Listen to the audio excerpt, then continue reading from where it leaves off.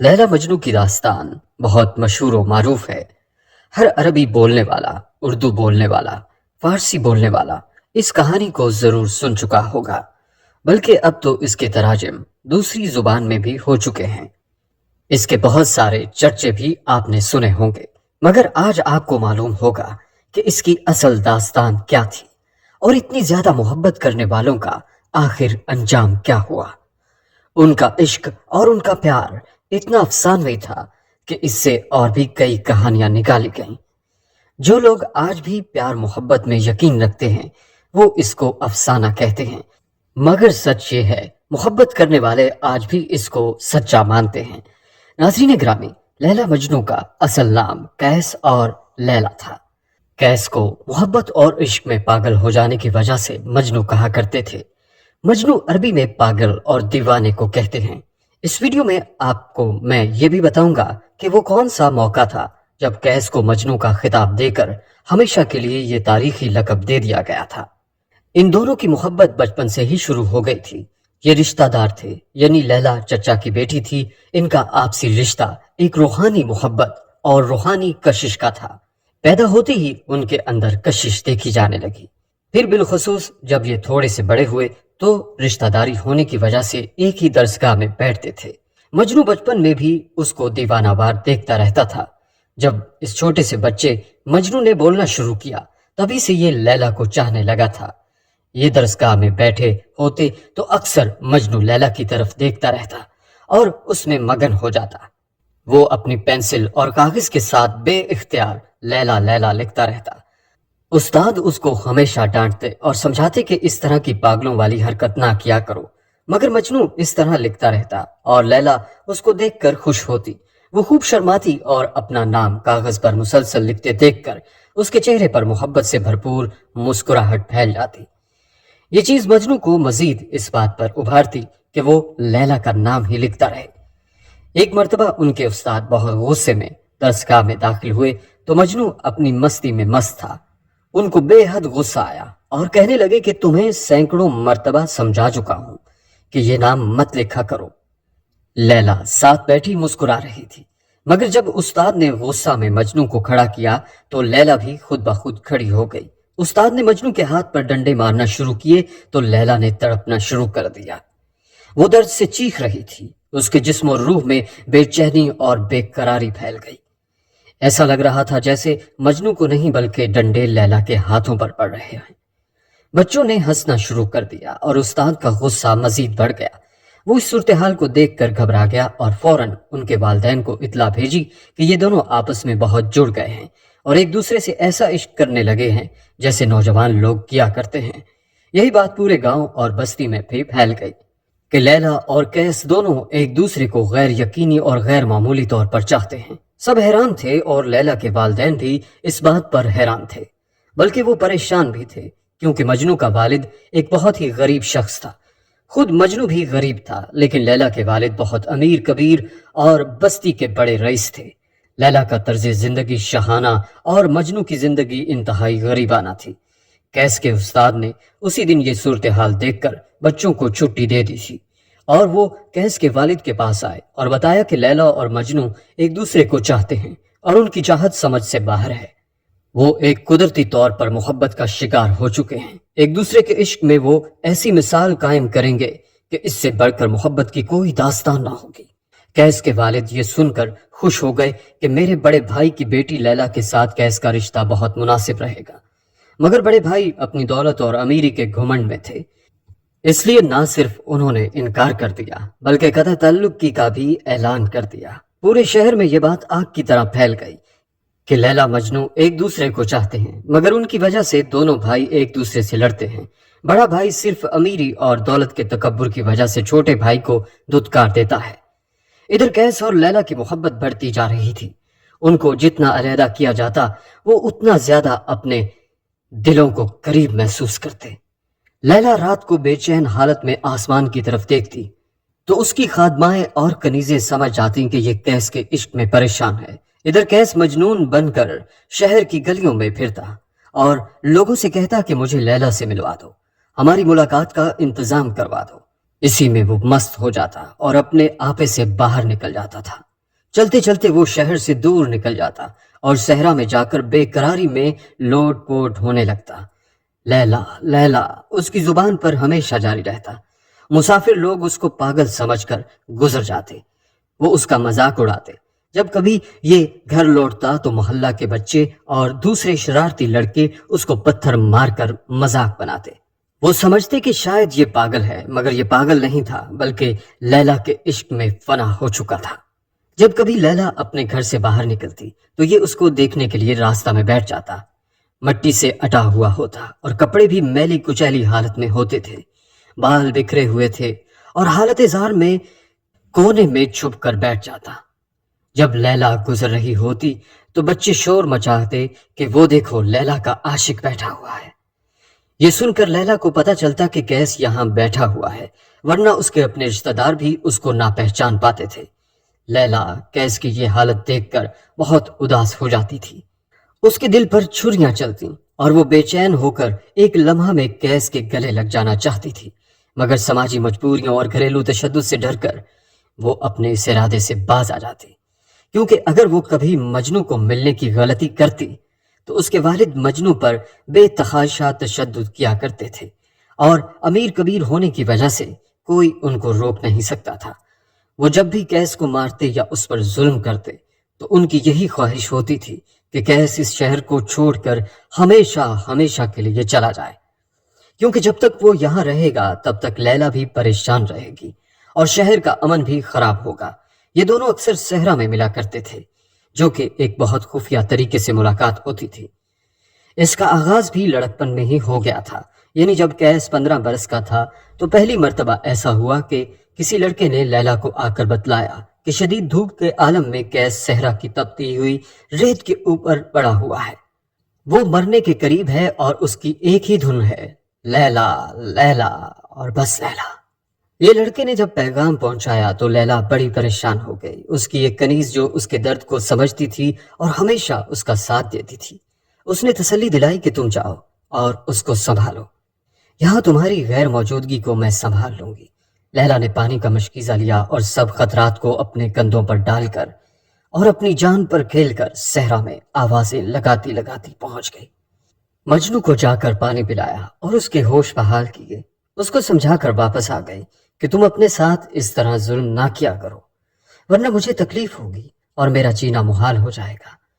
مجنو اب سمجھ چکا تھا کہ میری تکلیف سے لیلا کو تکلیف ہوتی ہے، مگر وہ بے سدھ ہو کر اور مجبور ہو کر صحرا کی طرف نکل جاتا تھا۔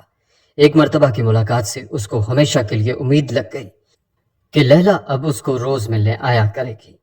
وہ شہر سے غائب رہنے لگا۔ اس کا والد اکثر اس کو ڈھونڈتے ڈھونڈتے صحرا میں پہنچ جاتا اور اس کو کھانا کھلاتا، مگر مجنو کسی بھی طرح واپس آنے پر راضی نہ ہوتا۔ وہ دن رات اب اسی صحرا میں پڑا رہتا تھا۔ البتہ یہ بات اس کے والد کے علاوہ کسی کو پتہ نہیں تھی۔ خود لیلا بھی اکثر اپنی کنیز کو بھیج کر پوچھتی کہ جاؤ دیکھ کر آؤ کہ مجنو کا کیا حال ہے، مگر وہ کنیز واپس آ کر بتاتی کہ وہ تو کئی دن سے غائب ہے اور لوگوں کو اس کے بارے میں کچھ پتہ نہیں ہے۔ تبھی لیلا کو اندازہ ہو گیا کہ مجنو کہاں جا کر رہ رہا ہوگا۔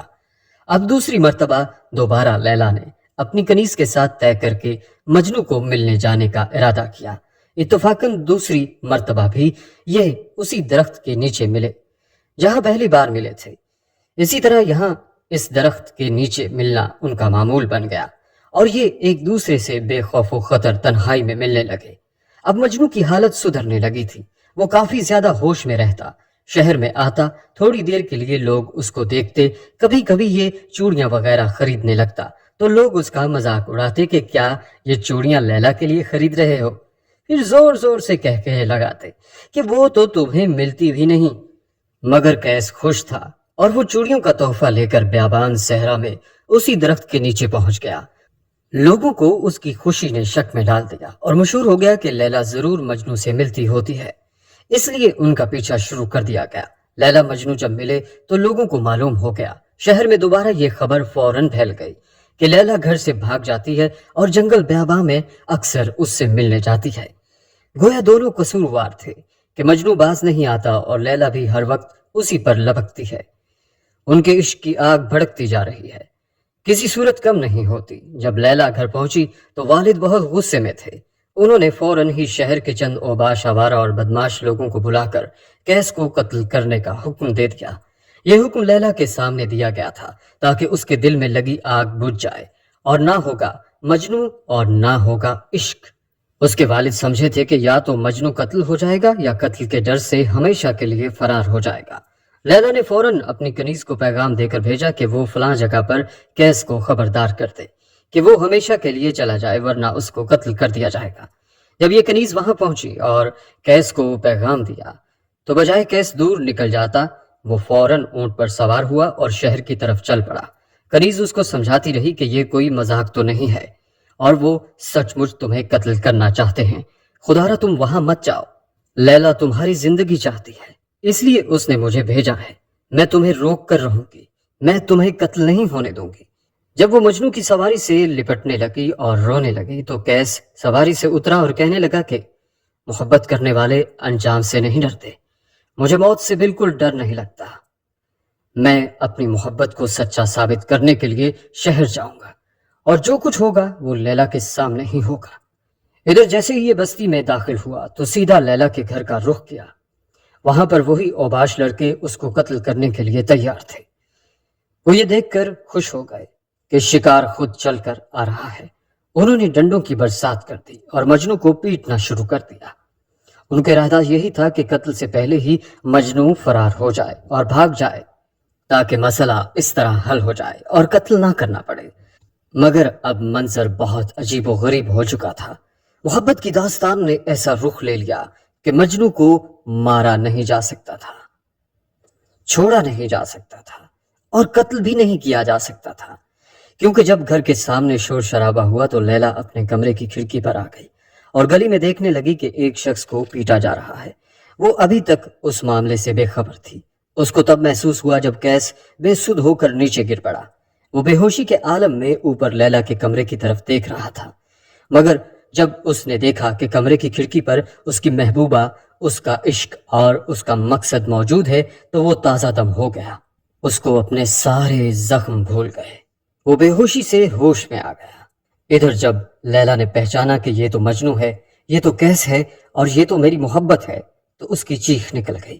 وہ ہوش کھو بیٹھی، دیوار میں ٹکریں مارنے لگی اور اپنا سر زخمی کر لیا۔ ایسی ناقابل یقین صورتحال بن گئی کہ اب اگر قیس کو مارا جائے تو لیلا کو تکلیف ہوگی۔ یہ دونوں دل دوبارہ جڑ چکے تھے، ایک دوسرے کے سامنے آ گئے تھے، دونوں کو ایک جیسی تکلیف ہو رہی تھی۔ لیلا کے والد نے بھی یہ محسوس کر لیا تھا کہ اگر اسی حالت میں قیس کو لیلا کے سامنے قتل کر دیا گیا تو وہ ہمیشہ کے لیے پاگل ہو جائے گی اور اپنا ذہنی توازن کھو بیٹھے گی۔ تو آخر کار یہی طے ہوا کہ وہ اوباش اور بدماش لڑکے مجنو کو اٹھا کر کہیں دور پھینک آئیں۔ لہٰذا ایسا ہی ہوا، بات آئی گئی ہو گئی اور شہر میں کچھ امن سا ہو گیا۔ لوگوں کو یقین ہو گیا کہ اب مجنو کچھ دن واپس لوٹ کر نہیں آئے گا۔ لیلا بھی بے ہوش ہو چکی تھی، مگر رات کے اندھیرے میں عشق نے ان دونوں کو جگا دیا۔ لیلا بھی ہوش میں آ گئی اور بے قرار تھی۔ ادھر قیس ہوش میں آتے ہی اٹھ کر چل پڑا، اس کا رخ لیلا کی طرف تھا۔ رات کے اندھیرے میں ہی وہ گھر پہنچ گیا۔ پورا شہر اس بے فکری میں تھا کہ اب مجنو واپس نہیں آئے گا، اور لیلا کے والد اس خوش فہمی میں تھے کہ وہ بیمار ہے اور بے ہوش ہو کر سوتی پڑی رہے گی۔ قدرت نے ان کو ملانے کا دوبارہ انتظام کر دیا تھا۔ رات بھر لیلا مجنو کے زخموں کو مرہم لگاتی رہی اور ان دونوں کا عشق جتنا کم ہونا تھا وہ آگ اتنی ہی زیادہ بھڑکتی گئی۔ صبح ہوتے ہی جب والد اپنی بیٹی کا پتہ کرنے کے لیے کمرے میں آئے تو کیا دیکھتے ہیں کہ مجنو وہاں پر موجود ہے۔ اب تو جب اس کے والد نے یہ حال دیکھا تو شدید غصے کے عالم میں اس کو باہر پھینکوا دیا۔ سارے شہر میں ایک نیا تماشا بن گیا۔ لوگ جو اس یقین میں تھے کہ اب کچھ دن تک مجنو لوٹ کر نہیں آئے گا وہ سب حیران ہو گئے۔ بازار میں مجنو سب کی توجہ کا سبب بنا ہوا تھا۔ سارے اس کے گرد جمکٹا لگا کر کھڑے ہوئے تھے۔ یہ وہ موقع تھا جب اس کو مجنو کا خطاب دیا گیا۔ پورے شہر کے لوگ اس سے بری ہو گئے اور اس کے ابا بھی اس سے بری ہو گئے کہ آج کے بعد اس کے کسی عمل کا کوئی اعتبار نہیں ہوگا اور کوئی اس کے ساتھ ہمدردی نہیں کرے گا۔ یہ اب بالکل پاگل ہو چکا ہے، اس کی حرکتوں کو اب کبھی بھی نارمل نہیں سمجھا جائے گا۔ مجنو یہ سب دیکھ رہا تھا۔ اس کے استاد اس موقع پر آ پہنچے اور وہ اس کی بھلائی چاہتے تھے۔ انہوں نے سب کے سامنے اعلان کیا کہ لوگوں، اس طرح اس کو پریشان مت کرو، یہ پاگل نہیں ہے بلکہ سچے عشق اور سچی محبت کرنے والا تمہاری طرح کا انسان ہی ہے۔ مگر لوگوں نے اس کو پھینک دیا اور لاپرواہی کا اظہار کیا۔ استاد اس کی سچی خیر خواہی چاہتے تھے۔ انہوں نے لوگوں کو اکٹھا کیا اور کہا کہ میں کچھ سوال پوچھوں گا جن کا کیس صحیح جواب دے گا، تب آپ لوگوں کو اندازہ ہو جائے گا کہ یہ پاگل نہیں بلکہ سچے عشق کا مریض ہے۔ سب لوگ اس استاد اور بزرگ کی قدر کیا کرتے تھے۔ وہ بیٹھ گئے۔ کیس سامنے کھڑا تھا اور تماشائی بیٹھے ہوئے تھے۔ استاد نے بڑی ہی متانت اور پیار بھرے لہجے میں چند سوال کیے کہ لوگ تم کو دیوانہ کہتے ہیں، تم کس کی تلاش میں ہو، تم کیا چاہتے ہو، تم نے کیا حال بنا رکھا ہے؟ مگر ان سب سوالوں کے جواب میں سچ مچ کیس نے پاگلوں کی طرح محبت کہا۔ ہر سوال کا جواب ایک ہی لفظ تھا، محبت، محبت اور محبت۔